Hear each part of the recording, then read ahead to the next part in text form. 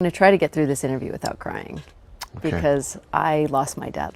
What was your dad's name? His name was Douglas. Hi, Douglas. And you know, when you say a person's name who's passed, they come around. I believe they're not always with you because they've got other things to do.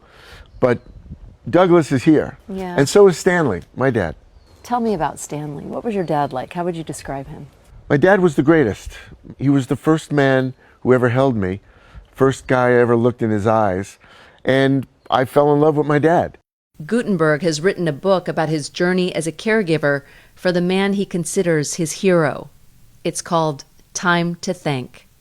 My dad and his dad weren't close. My grandfather was cold. He wasn't a kissing, hugging type of dad to my father.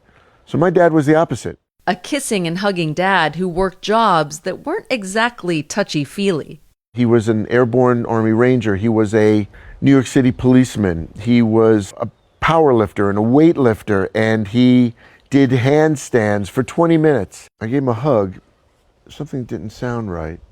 We had a nurse with us, and the nurse put a stethoscope to him.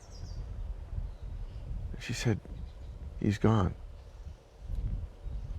I said, "No."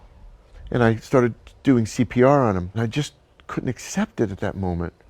When would you say you finally let him go? I'm probably